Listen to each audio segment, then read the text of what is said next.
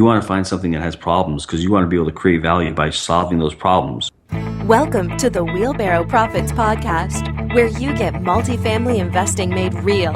Learn from top players in the real estate investment world as they share their secrets with you and discover proven strategies on apartment investing that actually work.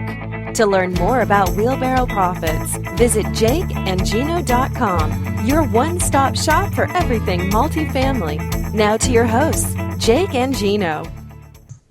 Hello, everybody, and welcome to a special edition of the Wheelbarrow Profits Podcast. This is Jake Stenziano here with my co-host, the multifamily mentor, the coach, the chef, the father of six, the best-selling author, the G-Daddy, Gino Barbaro. Gino, how's it going?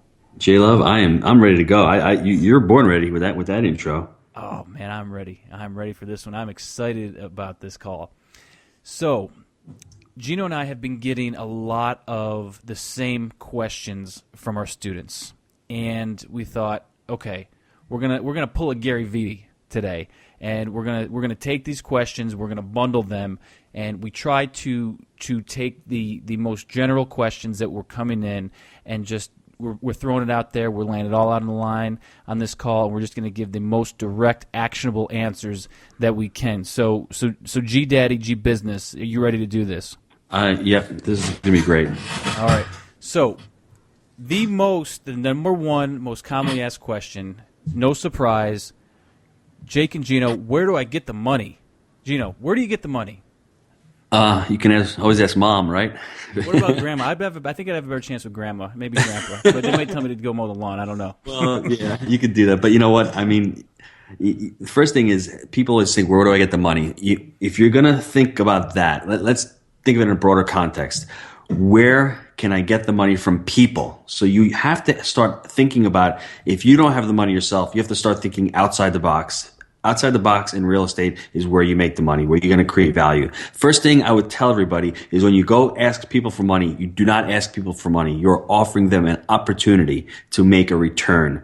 Big difference. I'm a life coach. I think the choice of words that we use just paints a picture, and it just gives a positive connotation. If I'm going to Jake and Jake, I'll say, Jake, can I have some money? I got this great deal. It doesn't sound great, but if I go to Jake, I say, Jake, I've got this great opportunity. We can do really well with this. I can make 10% cash on cash. Which one sounds better, Jake? But think about, well, obviously the opportunity is, but I want to elaborate on this, because here's somebody that may be, getting started in their career. They may be 25 years old. They want to get into multifamily, but they're saying, where do I get the money? Listen, you may need to go out and find somebody that's already in the business. You got to find somebody that may be an expert, and you got to provide value to them. These people don't owe you anything, and so they're not going to just here, take the money, do this. You got to be able to provide value for value. So whether it's going out and finding deals, whether it's participating on putting the deals together, whatever it is, you got to be able to create that value for the person that's already in a position to invest. I think that's the key. Let's take it one step further than that. If you're starting out, you don't have money, just think of a couple of places that you could scrounge up money. The best place, Jake just said right now, is I think partnerships. If you're a young guy like Jake was, that's how Jake started out. He had the passion, he had the desire, he knew what he wanted, he just didn't know where to start. Fortunately, he found myself, who I guess I sort of mentored him, but he knew what he was doing along the way.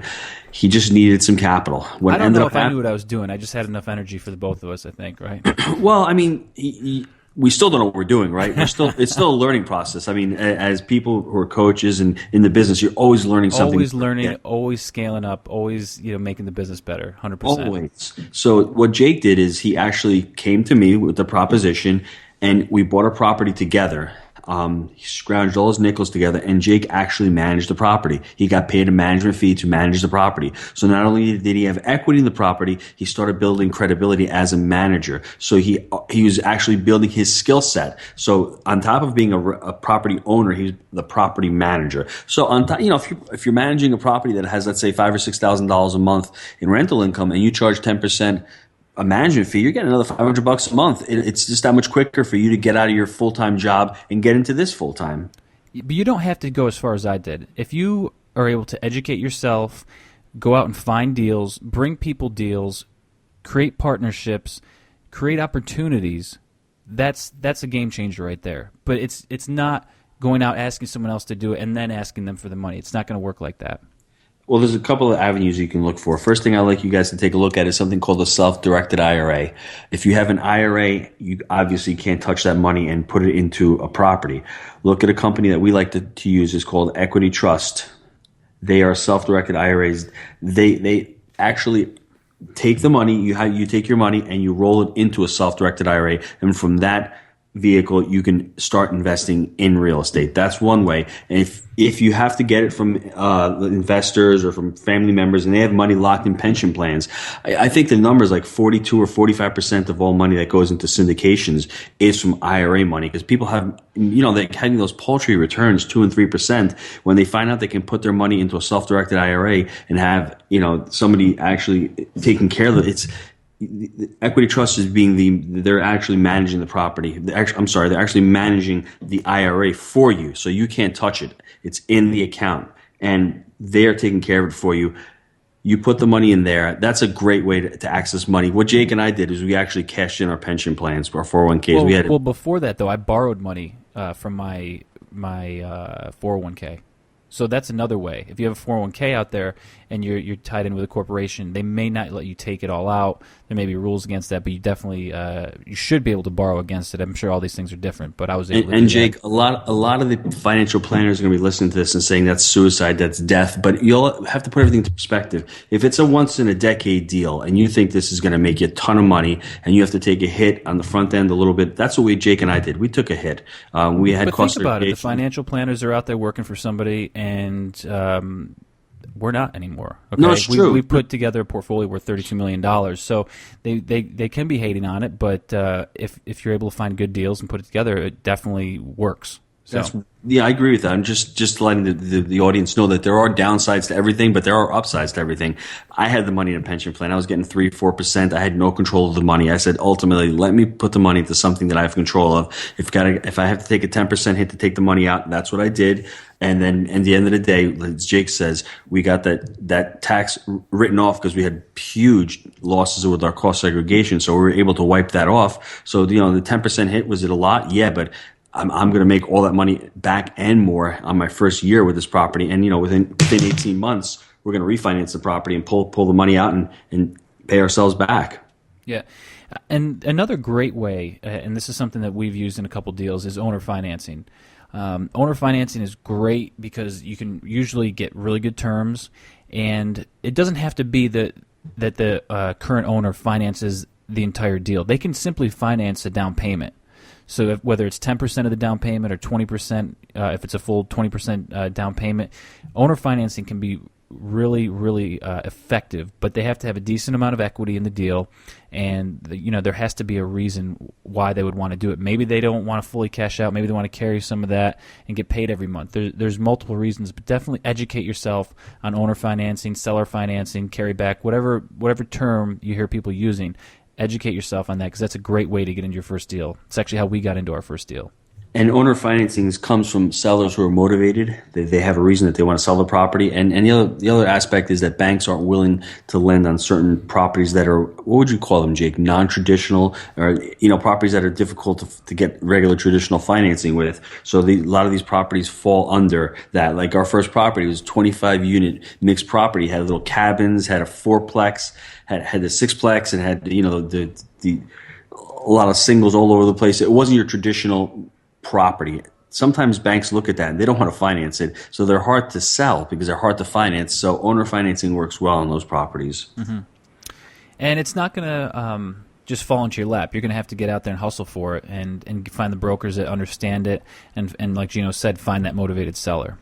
So, I think one other avenue, Jake, that I tapped into, I think some people might call it risky. I thought it was just fantastic for me at the time, was my home equity loan.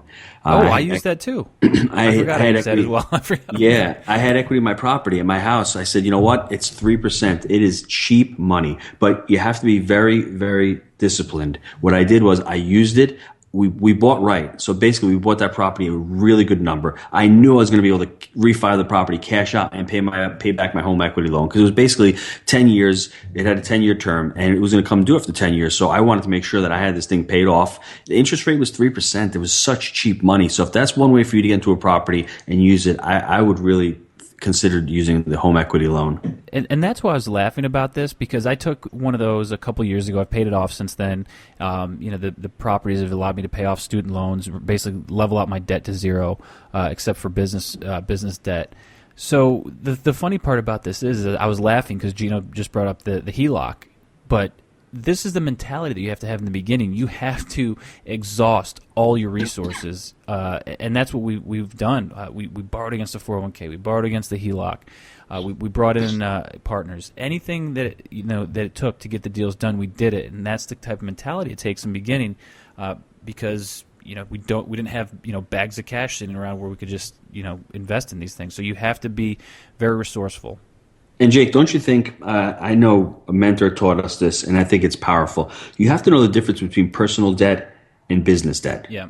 Personal debt is something you shy away from. You don't want to have any debt for your car, for your house. You want to live through business debt. You want to be able to lever your business and have everything get paid by your business. So business debt is wonderful because you're going to get cash flow from it. You're going to be able to pay it off. Anything that's personal debt, you want to shy away from that. So you might think the home equity loan is personal debt. And you know what? It does show up in your personal balance sheet, but you're buying an asset with it. You're not buying a car. You're not going on vacation. You're not remodeling the house because you're not getting any money back. But if you're able to borrow money and pay $500 a month, but meanwhile you're cash flowing $1,200 a month, you've got a net of $700. Your rate of return is infinite because it's not your money. It's the bank's money. So that's how you have to take a look at these things. It might seem risky to you, but in the grand scheme of things, there's really not that much risk there if you're buying a property right.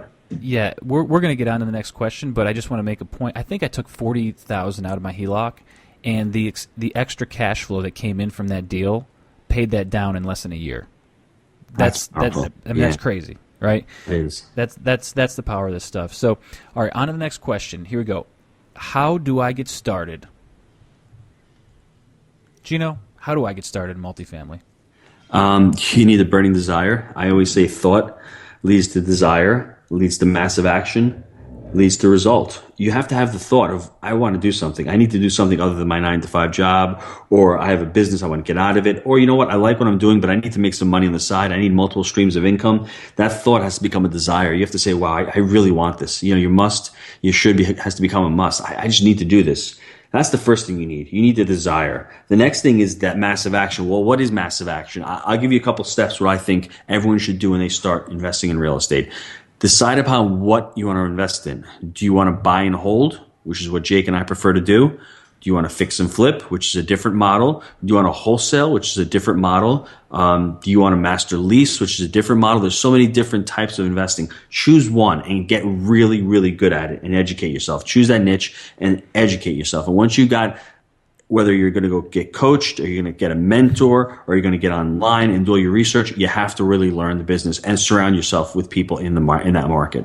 And then take it a step further. So you're picking, okay, I want to invest in multifamily. I like the buy and hold strategy. From that point, keep chunking it down so it's so damn specific. Okay, what market am I looking at? Okay, you're going to look in your backyard maybe, or maybe you're going to look in Dallas, or maybe you're going to look in Florida. Get very specific, and then once you pick the state, get very specific on the market and maybe even a sub-market. Start looking really hard in that area. Find out why you want to be in that area. What attracts you to invest in that area? Then you want to start thinking about what type of tenants do I want? Do I want Class A tenants that are, they're not going to miss a beat? Do I want B class tenants that are maybe working at a factory? What type of niche tenants do you want? You really have to start chunking it down and then get so specific so you can turn your pitch book over to the brokers in that area and say, this is exactly what I'm looking for. Let's go get it. And get an idea of, okay, I think I'm going to be able to raise $500,000. I think I'm going to be able to raise $200,000. So you know exactly how large of a deal you can tell the brokers that you're looking to get. I think that getting to that level of specificity is crucial. When we started, we knew we wanted to do multis. We just knew where we wanted to go. We wanted to be in Knoxville, Tennessee. We knew the type of properties we were looking for. We wanted to buy, like Jake said, we were looking at C properties. We wanted properties that cash flowed. We had all those parameters. Then after that, we started talking about, well, what kind of return do you want on your money? I think another question that we're going to get to later, do you want to manage the property or do you want to get a management company? I think you have to start from the very beginning. You have to ask yourself, what do I want to get out of real estate? What is the point of investing in it? And I always tell people, real estate is just a vehicle to get from point A to point B. We should all look at real estate as an investment, as a business. People look at it as a hobby or as a job. And you know what? I did for many years and I struggled until I noticed and I saw that we have a business here. We have to implement systems. We have to run it like a business. That's where people get hung up and they don't look at it as a business or as an investment. Right now, Jake is an asset manager. That's what he's doing. He's managing the whole portfolio. He's managing asset. He's not on day-to-day operations as he was when we bought our first property. Now, there's nothing wrong with that when you first buy it. You need to really ramp up. You really need to learn the skills on how to manage people, on how to manage your time, on how to manage the tenants, on how to manage the property. Those are all important skills for you to learn. But I think you have to look at this as a bigger picture kind of thing and really try to map it out, maybe 1 year, 3 year, and 5 year. And it might sound crazy if I tell you you start today. How many units do you want to have 5 years from now? If you say, I don't know, if I tell you 500, you might think I'm crazy, but you never know. If you put that number out there, you might hit that number. And you know what? If you don't hit it and you got 200, so what? You still did really good. Yeah, and it really does. It starts with goals. It starts with outlining exactly what you want, transition into specific markets, and then it's focusing on your education, understanding how to buy right, knowing the framework, understanding how to manage right, understanding how to finance right. We lay all this out in a home study book that we have for our students, but it's going through the steps, learning each one as you go, and then having that education, and then taking the action.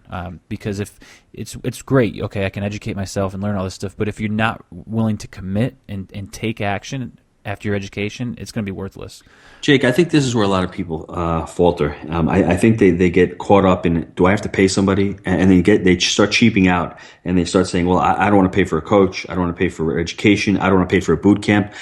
I learned when I started going to the boot camps and all, it's not how much it costs. It's who I met there. You get a whole weekend away and you just have a ton of energy. You have a ton of intelligent people all around you. You're networking with people. So you know what? You spent a couple grand to go away for the weekend, but it's so worth it because you're surrounding yourself with people in your business. You're making contact. You're making networks. You're meeting bankers. You're meeting guys with private money, potentially other investors, maybe even a partner out there. I think you can't be afraid to spend money on your education. You know what?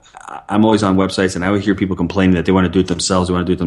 Real estate is not a do-it-yourself business. It is a business where you have to go out there. You have to be seen. You have to see people out there. You have to make contacts. It's all about networking. And you know what? To get a coach who's done it before, you want to find a recipe, somebody who's actually done it before so you can replicate it. I mean, Tony Robbins says that all the time. If you want to be successful, find somebody who's successful and mirror them. We have the 3-step framework. I mean, if you follow our framework, it's like a recipe. I told Jake the other day, you want chocolate chip cookies? You follow the recipe. 1 cup of flour, 1 cup of chocolate chips, 350 in the oven, whatever else you need. You follow that recipe, you're going to get the same exact thing all the time. And that's what real estate is all about. Following a recipe, getting really comfortable with it, and doing it over and over and over again. Yeah, I mean, here's the thing. If Gino and I would not have met, if the Big Daddy would not have come into my life, there's no way that I would be in the position that I'm at right now. And we've been able to provide value to each other throughout our partnership. Now, if you're really intelligent person, you can go out. The information's out there. It's cheap. Go buy the books, read it, understand it. But me personally, I don't think I'm that good where if I would have just went out and read the books, I would have figured it out. I needed Gino as that sounding board. I enabled him to move into an emerging market. So our partnership worked like that. Everyone's is going to be, you can do a million different ways. There's a million ways to make money in real estate. That worked for us. But here's the thing. The information's out there. Go get it. Consume it any way that you can. But for me, I like to be hands-on. I like to get dirty. I like to go out and do it and learn from the ground up. So that's the way I did it. It just worked for me. Maybe I'm just stubborn like that. But Jake, I've got 2 words for you, Jake. Learning curve. Yeah. Basically, you would have probably done it. It would have taken you maybe a little bit longer, but the learning curve gets chopped off in I don't know, in years, not months, years. You get to learn this stuff in 6 months where it would take you 3 or 4 years to learn. You make less mistakes, and that learning curve is worth so much. I made so many mistakes before I Well, got down to think this about it. stuff. We ran through, I don't know how many 8 deals in the last 3 years or something like that. But each time we've refined the strategy, and Yep. we know exactly what goes into buy right, exactly what goes into manage right, exactly what goes into finance right, and that's the basis of our framework, the wheelbarrow. So it's one of those things where we've taken our lumps and we've learned it, and that's why we're here to share it with the folks. So. Jake, I'm going to give everyone a task on the call right now. I mean, if they want to get started in real estate and they don't know where to start, I would go on LinkedIn. Go on your market, and just type in and just start searching people. Type in real estate investor, type in real estate broker, type in banker. You'll start seeing people pop up. Go look at their their portfolio, or go look at their resume, what they're all about, and start connecting with people. Start talking to people. You might be able to find someone who's looking to partner up. Great way to find people. Go on LinkedIn and start searching these people out. Okay, Gino, I'm going to move on. We beat the dead horse here. So here's the next question. Single-family homes, they seem so easy. They seem so logical as a first investment choice. Why not single-family homes, and why multifamily? This is probably more of a subjective question, because I guess me and you like the multis better than singles. Just for, like I mentioned, come on, you got the data. You got the data to back it up. Come on now. I mean, I like them only because the economies of scale. I don't want to have 30 houses all over the neighborhood, all over the city, running around, having to do 30 lawns, having to take care of 30 roofs, 30 hot water heaters. I'd rather have everything on one property, on one site, where it's easier to manage. I can have a full-time maintenance guy on the property, full-time manager on the property, and when I got to go collect rents, they're all there. I think it makes life a lot easier. People are going to say, you know what, single families appreciate more and all. And not really. When you're buying turnkey homes for $40,000 or $50,000 or $60,000 a door, those turnkey homes do not appreciate unless you bought them really cheap back in 2009 and 2010. But those days are over. You're buying these properties right now at market. And you know what? They trade like stocks. I've seen it before. I've had properties in Rochester. They don't appreciate these properties. So I'd rather buy something where I have 30, 35 units, and I can really force that appreciation by raising the income and cutting the expenses. You can do that on one property with a multifamily. And me personally, I think it's easier to actually finance a multifamily than it is a couple singles, only because if you've got the numbers backing up on a multifamily, you have to come up with the financing, with the down payment. It's based on the property. It's not based on some pie in the sky appraisal if it comes back or not. It's based on the property. And to summarize what you said, to me it's the scalability. I can build a business around multifamily. You know, I'm sure I could build a business around single-family homes, but it's going to be a lot harder. I'm going to burn my maintenance guys out a lot quicker. My cost of doing business is going to be a lot more expensive because, to your point, there's going to be that many more lawns. And every time the lawn care company has to go from stop to stop, every time I got to get an HVAC guy out there, it's just going to get a lot more expensive. And the price per unit is to me on a whole different level, because you may have to pay $80,000 for a 2-bedroom single-family house, where you can pay $40,000 for a 2-bedroom apartment and get somewhat comparable rents. Obviously the 2-bedroom house is going to go for a little bit more, but it's not going to go for 100% more in price, right? So that's what's I think really challenging about that model. Maybe it's easier to get into on your first one, but long term, if you would have raised some money and educated yourself and got into a 20, 30, 40, 50 unit multifamily on the first jump, you're going to be able to hire that maintenance guy. You're going to be able to hire that leasing agent and scale the business up much quicker. I think the other thing, Jake, what people really overlook is when a single family goes vacant, it goes vacant. You lose the month's rent, plus you have to pay a month to rent the thing up. So you're down 2 months. People never put that in their calculations. The cash flow is really tight. So if you lose 2 months on that property, your cash flow is gone for the year. That's the problem. And when you lose a tenant... So where's the money coming from, Gino? The money's coming from your pocket. That's the problem, right? You're pulling money out of that wallet. And what is that called? That's called a liability, as Rich Dad would say, because it's money coming out of your pocket. So your asset's turning into a liability. But if you have a 4-unit or 6-unit and one of those goes vacant, the rest of them can hold it. Yeah, you may not be cash flow. You may not be pulling money out that month, but at least it's carrying the property. It's covering it. The only model that I see single family homes being great for is someone's in construction business who has a construction company. He's got guys working, and he's going to go to the single families and fix them up and do his own thing. That's that's more of a job. It's not really a business, but I mean, if you're in that construction business and you want to do that, that's what you're doing. That makes total sense. But for any investor, for anyone who really wants to create wealth, I think the multifamily is just the way to go. Yeah, and I think long term you're forcing the appreciation. If you're in the single families, they're going to be looking at more on a comp basis.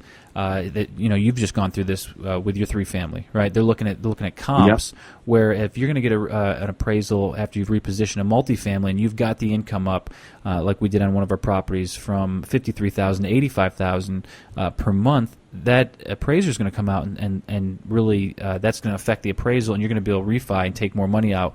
Where on a single family home, that's going to be more of a challenge. I agree. Okay. Should I manage my own properties? Well, we are right now. It's a tough question, only because it's something that everyone has to ask for themselves and answer their own questions. I guess the majority of people like to manage their own properties. The reason why we're doing it is we're trying to build a scalable model where we have a system in place where we have something where we can pass off to a management company and say, this is exactly how I want my managers to answer the phone. This is how I want them to collect rent. This is how I want them to advertise. So we're still building that. We're still in that phase of building that model for us. I think it's one of these questions that it's not a blanket answer. It's something that you have to do some soul searching on. It's something that you need to be realistic with yourself. Do you work at a desk 9 to 5 and you don't really have the ability to answer your phone if your leasing agent or your maintenance guy calls? What's your current lifestyle? What's your current situation? What do you want? Do you want to build up a business managing your properties and have that level of control, or do you want to shop management companies? It's something that you just have to figure out in terms of what your personal situation is currently. I think, when you first start out, it's always a good idea to manage your first couple of properties just to get some type of experience. But if you're going to be buying properties out of your market, obviously, whether you're going to be hunting in emerging markets, that's a great point. Yeah. I think you're going to have to hire a management company. Go to irem.org, check them out. They have property managers listed for each city, whatever city you want to go into. Learn how to ask questions for the management companies. Learn what they need to do, because they're one of the most important team members, believe it or not, on your property, because it's the management wheel, and that wheel is constantly in motion. And if you can manage your property, you can really get that income up and the expenses down. You can make a lot of money with your property. But if you can't manage it and the management's bad, it's just like any other business. It's going to really falter. Yeah, and we've actually we may be buying your property if you live out of state and try to self-manage and have somebody managing it for you, but not hiring a professional company. I think we've bought 2 properties that way where there's been people from out of state trying to hire Joe Blow because the maintenance guy, and he leases the apartments out as well. And then what happens? The whole thing ends up collapsing, and then they have to sell it, and it drives them nuts. And they're flying across country trying to fix the thing up, and it doesn't. It could work, but in our experience, it has not worked, and it's actually created opportunities for us to buy. So that's Jake. What do you think about resident managers when you first buy the property? We inherited a really bad. Well, I think they're great if they're a good employee and you're in the market. If it's in your market, if you're within an hour, I love it. But if you're trying to invest, if you're in California and want to invest in Florida, and you're going to try to do the resident manager route, in my experience, from what I've seen, it doesn't work so well. You may have a rock star, but what happens when that rock star leaves, and then you're interviewing people on Skype from California to Florida? You probably need a management company in that situation. But anything's possible. So that's the important thing, Jake. When you go into a market, you have to think, first of all, are there qualified management companies in that market? Because you can find the best market on the planet, but if you can't find management, you're not going to be able to manage it. Don't even look at that market because you're wasting your time. And you have to find out what these guys are getting paid. So you have to pay them because they're a truly important aspect of your company. Yeah, and for you folks that have read the book and listened to our podcast, our framework is buy right, manage right, and finance right. And the 2 parts of the wheelbarrow from the book we wrote, Wheelbarrow Profits, it's a 3-legged stool. The back leg is buy right, and then the wheel is manage right because it's ongoing, it's constant, and then the other back leg is finance right. So if you look at it, the 2 back legs are fixed. The buy and the finance, the management is ongoing. So self-managing, having employees out of state can get a little dicey. I think that the management company, though, that's a company in place. If you vet them, that's probably a much more comfortable route to go. Personal opinion, if you're out of market. So Gino, one last question. What types of properties should I look for? That's a good question. What types of properties? The first thing anyone should look for in real estate is a property that has a problem. Because if you're buying a property in a nice market that has nothing wrong with it, you're buying retail. That's like anything else in any business or any venture you want to get into. You want to find something that has problems because you want to be able to create value by solving those problems. The more problems you solve, the more people you can service, the more value you can create, the more money you're going to be able to make. And our niche that we fell into is called mom and pops. That is the ultimate property with problems. We love looking at properties with problems. They can be anything from having a little deferred maintenance on them to having unruly tenants on them to having code violations on them. I mean, problems come in all shapes and sizes. The more problems you can solve, the more money you're going to make. Yeah, so it really depends what your goals are. So going back to the original question, what types of properties should I look for? It just depends on your market. If you're in New York City and you want to invest in your backyard, there probably is not a whole lot of mom and pop apartments available in New York City. There may be. I don't know that market, but you just got to get very specific to your market and what's going to cash flow and make you money. We invest in the Southeast, and there's a decent amount of large apartment complexes that are owned by families and just investors that self-manage and don't do a great job, and it's created a lot of opportunities for us. So that's our niche. But realistically, we're looking for multifamily properties, C, B properties that are going to really cash flow for us. And that's the important thing, Jake. That's the important thing. I mean, a lot of people start buying properties and they never think with the word cash flow. They think, cash flow. As long as I'm breaking even on a property, I don't know anybody in their right mind who would buy a business that was breaking even. So you have to look at that from that perspective. Are you going to buy a property and do all that work to break even? And you're saying, well, I might make money 6 months down the road or a year down the road. Real estate is cyclical. If you're buying at the wrong end of the cycle and you don't know the 4 market cycles, you're in trouble. So you're better off buying a property that has cash flow, that has some positive cash flow every single month where you're putting money in your pocket. That's one of the most important things that you should target when you're buying property. And if your market doesn't have that, because I know a lot of people in California don't have that, people in the Northeast and New York, they don't have that, then I really would warrant against buying it there, because I've bought it there and I've had problems, and I've found problems with owning those properties. And people say, oh, you know what, it'll work itself out over time. You might be speculation. You might be waiting 10, 15, 20 years. The opportunity cost of that money being in that deal where it could be somewhere else is just tragic. So, I mean, look for properties that are cash flowing. That's one of the most important things that you got to look for. Yeah, just because the tenant's paying my mortgage and I'm getting great tax benefits, I still want to make money now. If I'm not making at least 10% now, I don't really want to deal with it. If I'm making the 10% cash on cash return now and then I can reposition it, that's awesome. And then the tax advantages and the mortgage pay down, those are all icing on the cake. Love those, right, obviously, but need the cash return now. Especially because then if there is a downturn and for whatever reason your property takes a You're insulated. That's right. You're insulated. Yes. You bought it right. That's right. I agree with that. If you have to lower the rents a little bit to take the hit, there's some occupancy in the market and there's a lot of competition for those renters. You can drop it $100 a month your rent. You're still going to be able to stay afloat, as they say, and not lose the property, and even probably still cash flow. But if you're buying a property tight and you're breaking even and you're buying it in an elevated market, you're going to have a lot of problems going forward. But on the flip side, if you bought it right with 10% cash on cash return and there's upside and you're going to be able to reposition the property upwards to a 20 to 30% cash on cash return, that's when it gets exciting, and that's what we're shooting for. So, Gino, awesome job. Great answers to the questions. I think you provided folks with a ton of value tonight, and we'll look forward to getting on another one of these shortly.